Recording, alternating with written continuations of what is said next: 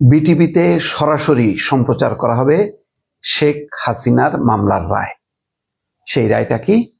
গণহত্যার দায়ে অভিযুক্ত প্রধান আসামি শেখ হাসিনা, যিনি বাংলাদেশে 4 বার অথবা 5 বার প্রধানমন্ত্রী হবার রেকর্ড অর্জন করেছিলেন। দেখেন আজকে ইতিহাসের কি নির্মম পরিণতি। সবার জন্য কবর খুঁড়ে আজকে তিনি নিজে কবরে ঢুকে যাচ্ছেন। এক অর্থে এই ধরনের বাংলাদেশে মামলা একজন সাবেক প্রধানমন্ত্রীর ক্ষেত্রে হয়নি।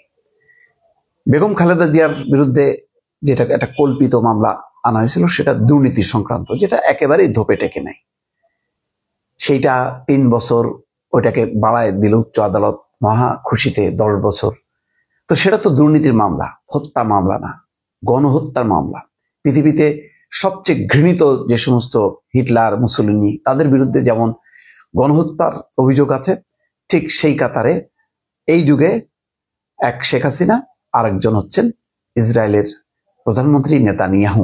আন্তর্জাতিক ট্রাইব্যুনাল তার বিরুদ্ধে গ্রেপ্তারি পরোয়ানা জারি করছে তাকে বিচারের জন্য, কিন্তু এখনো তাকে গণহত্যার দায়ে অভিযুক্ত করা হয়নি বা তার মৃত্যুদণ্ড দেয়নি। তো আজকে দেখেন ওই অর্থে শেখ হাসিনা নেতানিয়াহুর কাতারে। নেতানিয়াহুর বিরুদ্ধে অভিযোগ কি? গাজার মুসলমানদের বিরুদ্ধে পরিকল্পিত গণহত্যা। ঠিক একই রকম ভাবে বাংলাদেশের প্রেক্ষাপটে তার বিরুদ্ধে অভিযোগ কি? ক্ষমতায় থাকার জন্য নির্বিচারে গণহত্যা, যেটা জাতিসংঘের রিপোর্টে প্রকাশ পেয়েছে, আন্তর্জাতিক গণমাধ্যমে প্রকাশ পেয়েছে, যে গত 15 বছরে গুম, খুন, নির্যাতন চালাতে চালাতে শেষে গণহত্যার পর্যায়ে উপনীত হয় শেখ হাসিনা, যিনি বাংলাদেশের স্বাধীনতার স্থপতি, যিনি বাংলাদেশের মুক্তিযুদ্ধের মহানায়ক শেখ মুজিবুর রহমানের কন্যা। শেখ মুজিবুর রহমানের কন্যার কেমন শাসন হওয়া উচিত ছিল বাংলাদেশে, সেটা ক্ষমতায় থাকতে থাকতে আর ক্ষমতা ভোগ করতে করতে, ক্ষমতাকে আঁকড়ে থেকে চিরকাল মসনদে থাকবেন এবং তিনি দেশ শাসন করবেন। এই যে তীব্র আকাঙ্ক্ষা, জনমতকে পদদলিত করে ভোটকে কবর দিয়ে ক্ষমতায় থাকার যে উদগ্র আকাঙ্ক্ষা, সেই আকাঙ্ক্ষার আজকে পরিণতি, তিনি পালিয়ে বাঁচলেন সত্য, কিন্তু গণহত্যার দায় থেকে মুক্ত হতে পারলেন না। শেখ হাসিনা বিবিসি সহ বেশ কিছু আন্তর্জাতিক গণমাধ্যমে বলেছেন এগুলি ক্যাঙ্গারু কোর্ট, আগে থেকে সাজানো ছিল, বলতে পারেন সত্য, কিন্তু এটা কি মিথ্যা? গণহত্যা সংগঠিত হয়নি, সেটা শেখ হাসিনা নিজেও স্বীকার করেছেন। বলেছেন যে এই দায় তার না, আইন শৃঙ্খলা বাহিনী, কিন্তু মানুষ জানে, আন্তর্জাতিক গণমাধ্যম জানে যে এই দায় তারই। তিনি আইন শৃঙ্খলা বাহিনীকে নির্দেশ দিয়েছেন সামনে যাকে পাবে তাকেই গুলি করবা, এবং শেষ পর্যন্ত এক ধরনের যুদ্ধ সংঘটিত হয় সাধারণ মানুষের সাথে শাসক গোষ্ঠীর, যে শাসক গোষ্ঠীতে ছিল আওয়ামী লীগ এবং তার সহযোগী হিসেবে ছিল পুলিশ এবং অন্যান্য আইন শৃঙ্খলা বাহিনী। তারা সম্মিলিতভাবে পরাজিত হয়।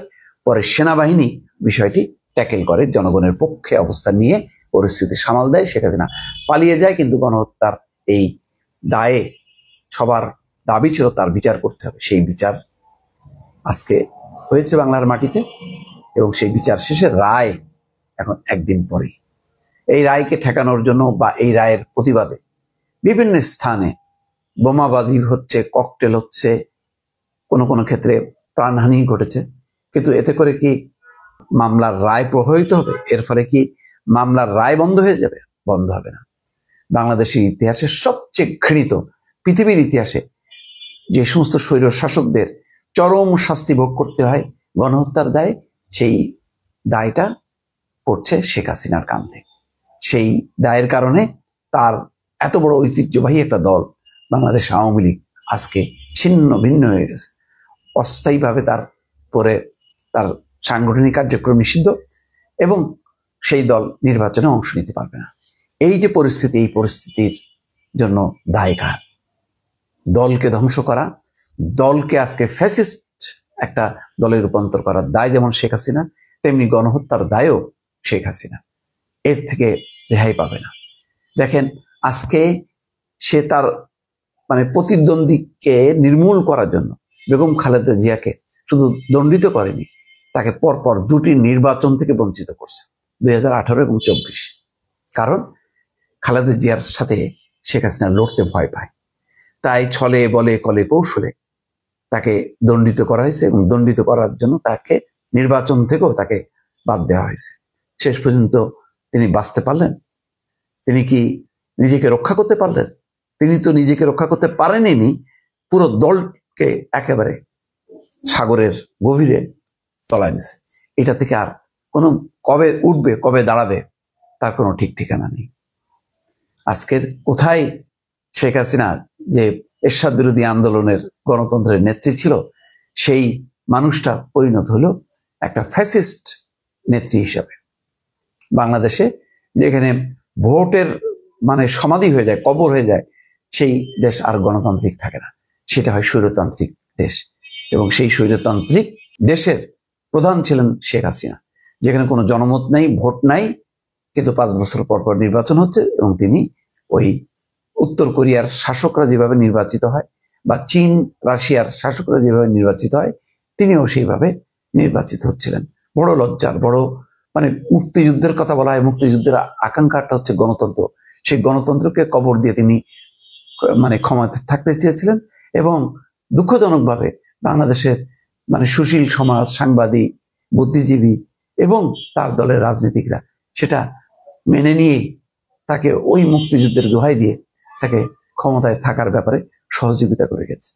আজকে তারা কোথায়? আজকে তারাও পাশে নেই, তারাও নিশ্চিহ্ন হয়েছে এবং শেখ হাসিনাকে আজকে গণহত্যার দায়ে তাকে মৃত্যুদণ্ড বা ফাঁসি অথবা আজীবন কারাদণ্ডের মুখোমুখি হতে হচ্ছে।